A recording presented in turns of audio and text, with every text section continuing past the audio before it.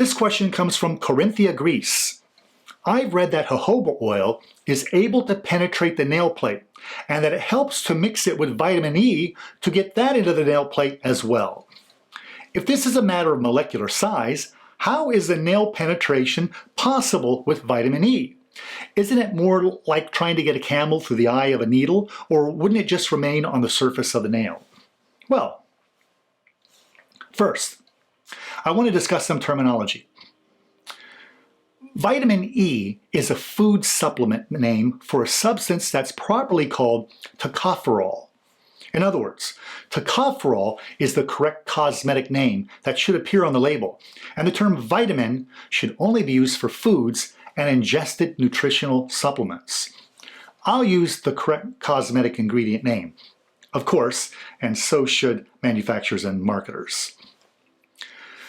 Tocopherol is a very large molecule, and molecules of this size typically have a hard time penetrating the nail plate, but the same could be said for jojoba oil.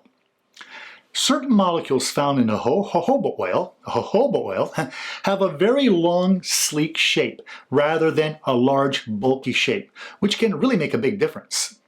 I discussed this in another episode where I talked about how natural oils can penetrate and their usefulness in nail and other cosmetics. It's easy to look that information up with the instant answer feature on my website. To find the specific episode, you just put in some keywords and I'll save you some time and tell you it's episode 62. Now, I agree that vitamin E molecules would have a difficult time penetrating on their own. Most likely, they'd sit on or near the surface of the nail plate, but that's not a bad thing. Why is that? This is where tocopherol's protective function is most needed, near the surface where sunlight and oxygen exposure create unwanted and potentially destructive chemical reactions that lead to discoloration and embrittlement of the nail plate or of the nail coatings. So this substance is most needed on or near the surface, and it has less useful properties when it's deep inside the nail plate or the enhancement. Now, I've done testing with blends of tocopherol and various natural oils, such as jojoba and avocado. These studies indicate that tocopherol did indeed slowly penetrate the nail plate over time, and it seemed to concentrate near the surface as expected. These natural oils do act as carrier solvents for the tocopherol and can help them penetrate. Now, that's not surprising, since many vegetable oils naturally contain tocopherol. For example, wheat germ oil is the highest known source of tocopherol in nature.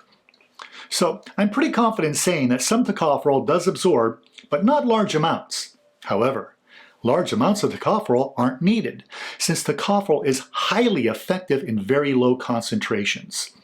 Now, this helps explain why natural oils containing tocopherol must be used regularly to ensure a protective amount of tocopherol is always present.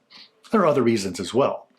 Of course, tocopherol can be blended into a monomer liquid or in a UV gel to provide similar protective effects throughout the coating. But the real protective value of tocopherol is when it's concentrated at the upper surface. Therefore, using a high-quality nail oil with tocopherol is indeed a valid approach to protecting the integrity of both the natural nail and artificial nails.